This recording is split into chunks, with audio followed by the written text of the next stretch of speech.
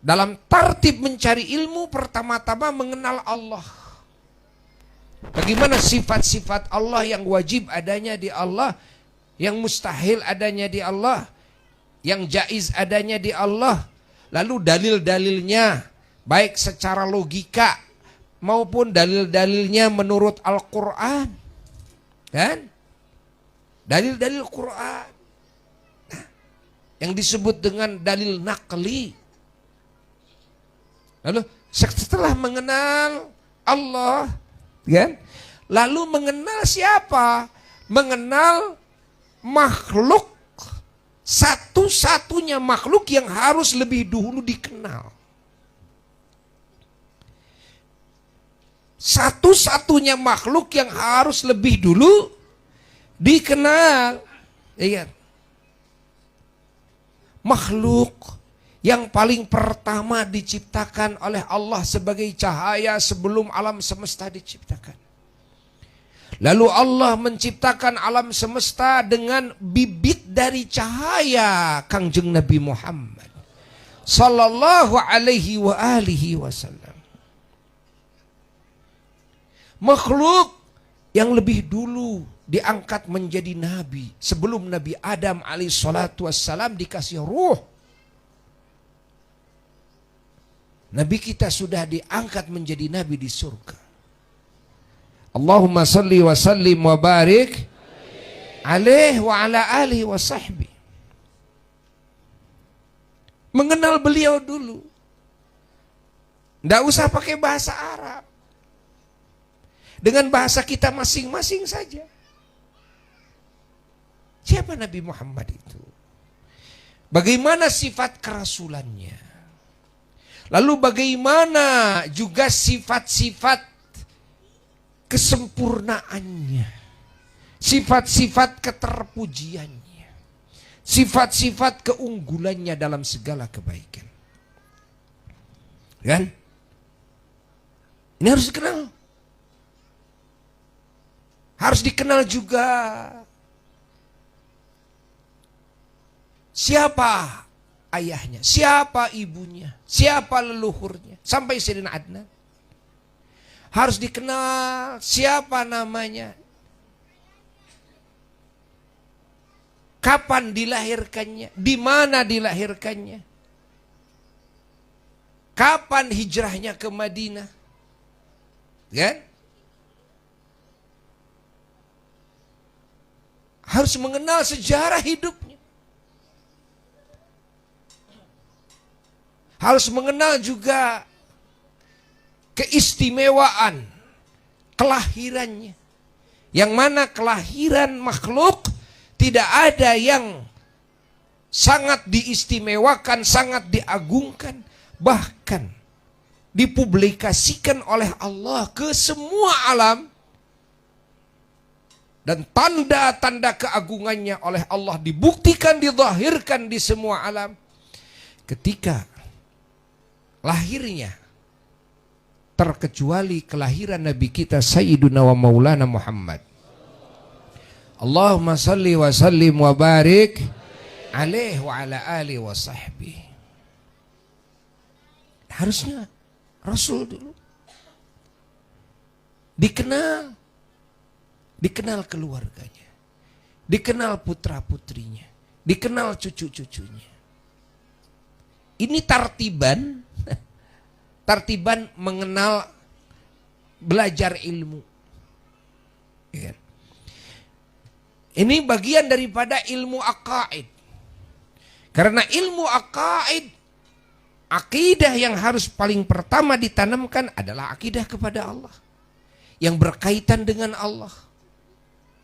Lalu akidah kepada baginda Nabi besar Muhammad sallallahu alaihi wasallam yang berkaitan dengan beliau. Baik, kan? Yang berkaitan dengan Rasul itu ada yang fardunya yang merupakan akidah. Kan? Ada yang merupakan tambahan-tambahannya yang disunnahkan. Kita sebagai umatnya mengenal Nabi. Kan? Ada yang wajib dikenal oleh kita daripada sifatan-sifatan Nabi. yang disebutkan oleh Allah dalam Al-Quran, yang disebutkan oleh Nabi sendiri dalam hadis yang sahih dan mutawatir, dalam maqam tahaddus bin ni'mah. Nah, kita ini wajib mengenalnya. Lalu mengenal para nabi dan para rasulnya Allah alaihimussalatu wassalam. Mengenal para malaikat Allah alaihimussalatu wassalam. Ya? Mengenal Al-Quran. Ya kan? Dan kandungan-kandungannya. Mengenal semua kitab-kitab Allah yang Allah turunkan. Terutama ya, Al-Injil, Az-Zabur, At-Taurat. Walaupun tidak diwajibkan mengenal kandungannya.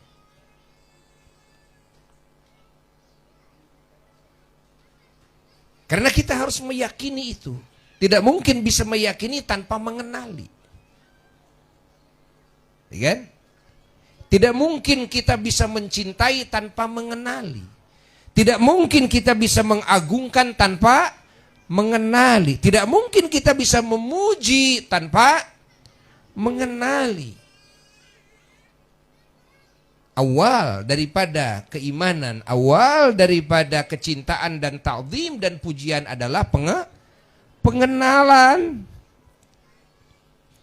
Nah, majlis maulid seperti inilah yang merupakan majlis pengenalan kepada baginda Nabi besar Muhammad sallallahu alaihi wa alihi wasallam. Maka sangat penting sekali kita sebagai umatnya mengadakan dan menghadiri majlis maulid seperti ini. Dan harus sering, agar kita sering mendengar.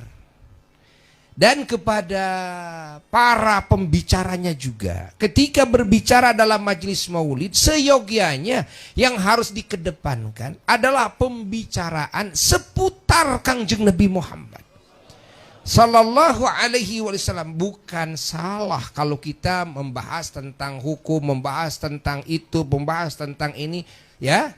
Kalau ulama bahasanya manfaat-manfaat saja. Namun ini umat ini kan darurat. Karena kita umat Islam tidak mengenal Nabi kita seperti mengenalnya kita kepada anak kita. Sementara umat Rasul-Rasul terdahulu disebutkan oleh Allah, kan? Mereka mengenal Nabi kita seperti mereka mengenal anak-anak mereka sendiri. Alladzina atainahumul kitaba ya'rifunahu kama ya'rifuna abna'ahum. Lihat. Kama ya'rifuna abna'ahum. Dan Nabi kita sudah disebutkan sifatannya dalam Taurat. Nabi kita sudah disebutkan sifatannya dalam Al-Injil, kan? Walaupun dari ulama-ulama mereka lalu ngumpetin tentang kerasulan, tentang keagungan, tentang keunggulan, tentang keistimewaan Nabi akhir zaman Sayyiduna wa Maulana Muhammad sallallahu alaihi wa alihi wasallam. Maka kita semuanya harus berjuang terus. Berjuang. Maka usahakan hari-hari kita adakan waktu untuk mengenal Nabi. Sejarah Nabi baca, hafalin oleh kita. Anak-anak kita dari kecil, usahakan kenalkan kepada Allah, kenalkan kepada Nabi. Itu yang terlebih dahulu. Maka Rasulullah sallallahu alaihi wasallam pernah berwasiat kepada Sayyiduna Ali karramallahu wajhah. Rasulullah sallallahu berwasiat begini. Ya Ali, addibu auladakum bi thalathi khisal. Wahai Ali, didik, gembleng anak-anak kalian, kan, dengan 3 perkara. Yang pertama, hubbi nabiyikum. Allah. Bagaimana anak-anak kalian agar mencintai kepada nabi kalian? Ini yang pertama yang Nabi dahulukan. Wasiat Nabi kepada Sayyidina Ali karramallahu wajhah. Dan hubbi nabiyikum. Bagaimana anak-anak kalian itu bisa cinta kepada nabi kalian. Yakni kepada dirinya.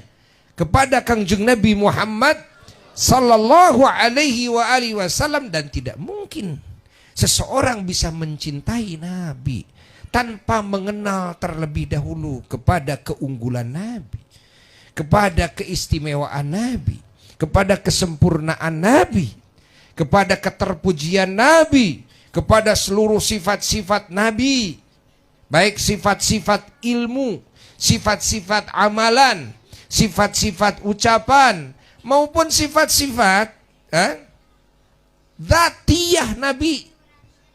Bagaimana jasad nabi, rambut nabi, wajah nabi, alis nabi, pipi nabi, hidung nabi, bibir nabi, gigi nabi, kulit nabi. Allah, ya? Sampai tangan nabi, kaki nabi. Bagaimana mungkin kita bisa cinta? Anak kita bisa cinta. Umat Islam ini bisa cinta kepada nabi tanpa mengenal nabi? Nah, mungkin. Tidak mungkin. Nah, kekurangan di masa kita ini, umat ini adalah kekurangan belajar mengenal nabi dengan sebetul-betulnya pengenalan. Ini adalah kesalahan.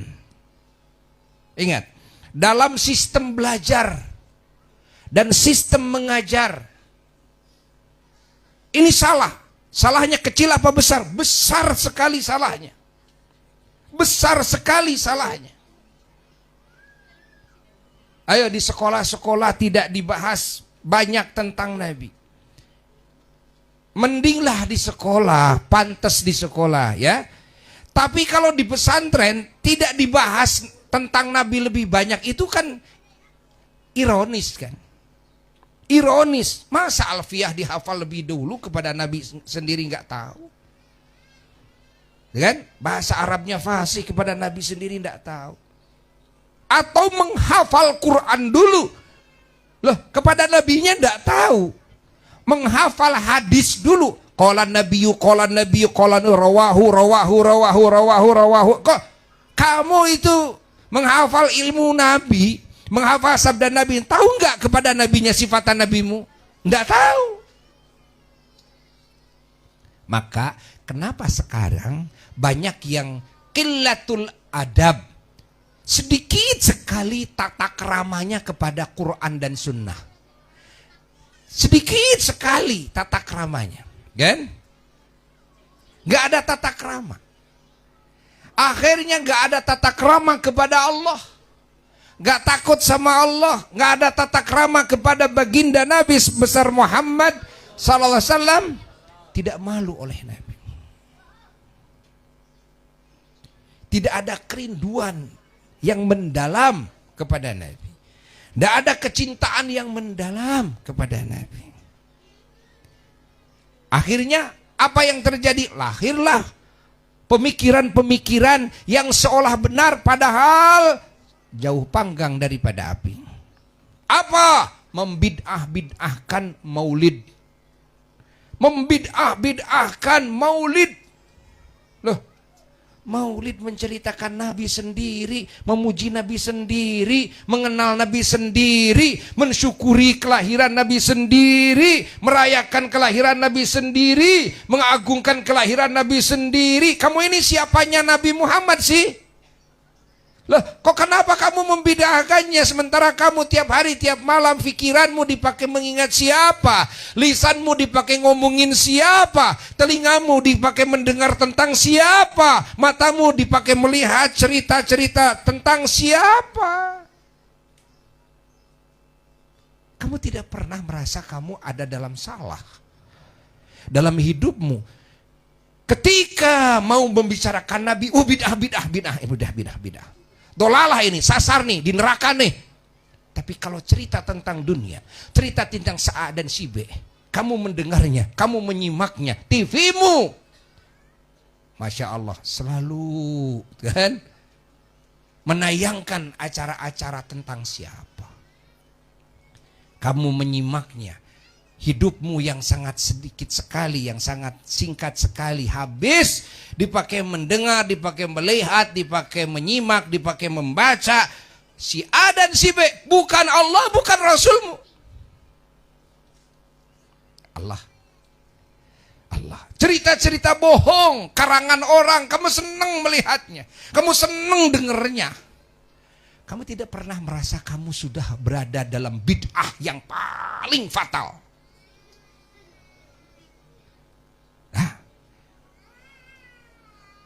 Pahami. Giliran menceritakan Nabi sendiri loh, kenapa jadi bid'ah?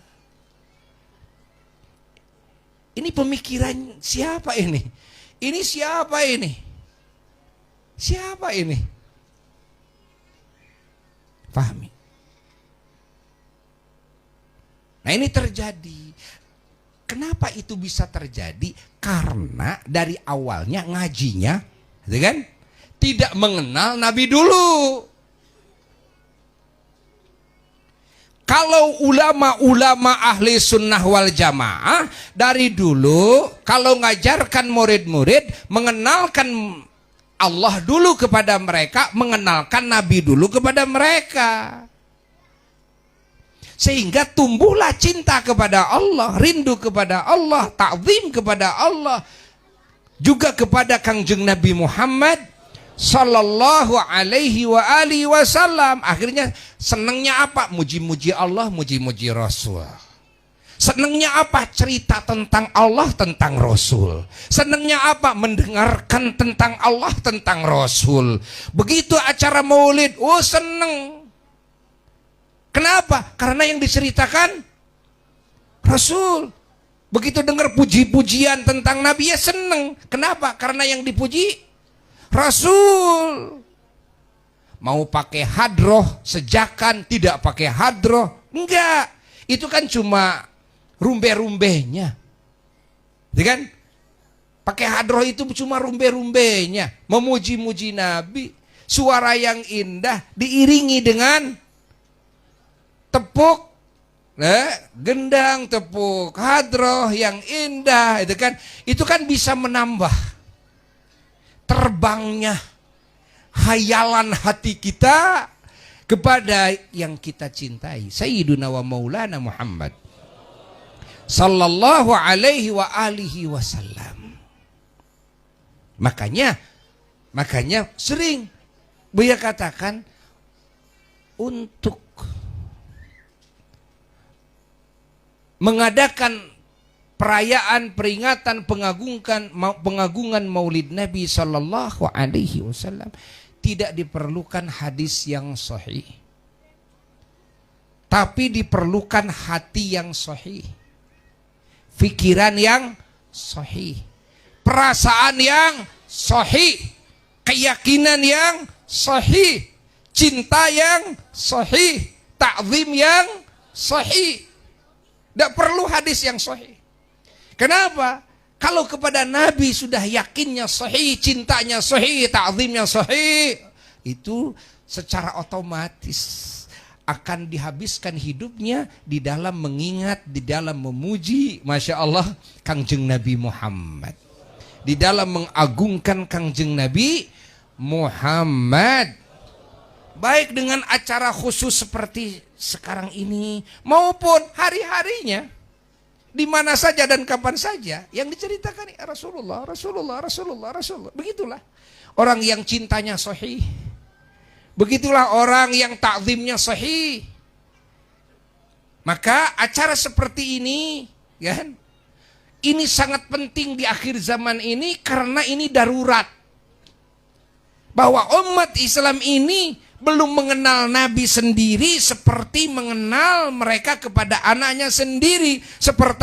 Sementara umat Rasul terdahulu disebutkan dalam Quran oleh Allah, mereka mengenal Nabi kita seperti mereka mengenal anak mereka sendiri.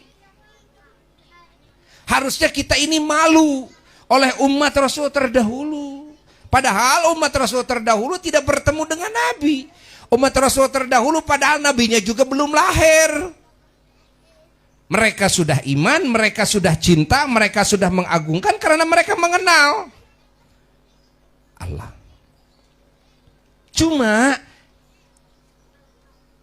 Yahudi, Nasrani, Ahlul Kitab yang begitu Rasulullah Shallallahu Alaihi Wasallam mempublikasikan bahwa dirinya sebagai utusan Allah, ada di antara mereka yang mengingkari, yang kufur, membohongkan kepada kerasulan Nabi akhir zaman, padahal wahum ya'lamun. Kata Allah, wa inna fariqan minhum layaktumunal haqqa wahum ya'lamun. Farikon itu artinya tidak semuanya sih. Kalau yang dulu, Yahudi dulu, Nasrani dulu, Ahlu Kitab dulu, semuanya iman. Ya kan? Iman itu. Kecuali sedikitlah yang menyimpangkan, gitu kan? Ya, sedikit yang berbelot. Ya. Tapi Ahlul Kitab yang ada di masa kerasulan Kangjeng Nabi Muhammad Sallallahu Alaihi Wasallam, mereka ini sudah tahu. Inilah Nabi akhir zaman, Rasul yang ditunggu-tunggu. Inilah Rasul yang maktuban indahum fit Taurati wal Injil, yang sudah termaktub dalam kitab Injil, kitab Taurat. Ini. Ya. Falamma ja'ahum ma'arafu kafaru bihi, ketika datang sosok Nabi yang mereka sudah mengetahuinya, dan kafaru bihi, mereka malah kufur, mereka malah mengingkari kepada kerasulan Nabi akhir zaman, kerasulan Kangjeng Nabi Muhammad Sallallahu Alaihi Wasallam. Apa yang terjadi akhirnya kepada mereka? Fala'natullahi 'alal kafirin. Kata Allah, maka laknat Allah tetap atas mereka, orang-orang yang kafir. Na'udzubillah min dzalik, tsumma na'udzubillah, tsumma na'udzubillah.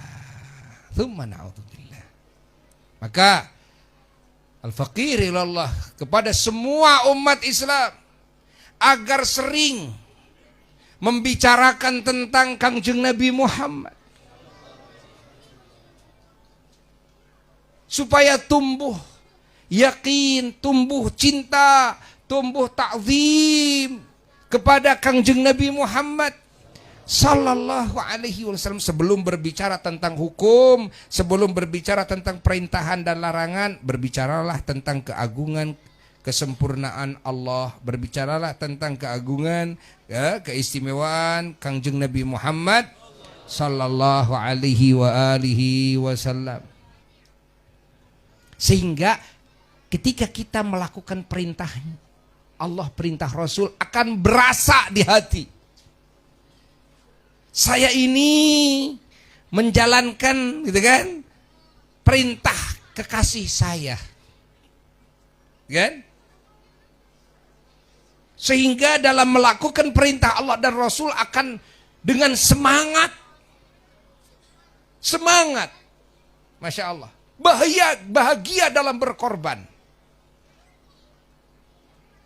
Apa yang dilarang oleh Allah, apa yang dibenci oleh Rasul, sangat-sangat dijauhi. Kenapa? Karena di dalam hati sudah ada rasa cinta yang mendalam kepada Allah, kepada baginda Rasulullah Sallallahu Alaihi Wasallam.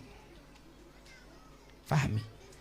Jadi kenapa kita berani melalaikan perintah Allah, berani melakukan larangan Allah, berani melalaikan perintah Rasul, berani melakukan larangan Rasul Sallallahu Alaihi Wasallam? Jawabannya sudah kita bisa menebaknya. Karena rasa cintanya yang kurang, rasa takzimnya yang kurang. imannya yang lemah, kepercayaan yang lemah. Asalnya kenapa? Asalnya karena kurang mengenal kepada Allah, kepada Sayyidina wa Maulana Muhammad sallallahu alaihi wa alihi wasallam. Mudah-mudahan kalimat ini manfaat.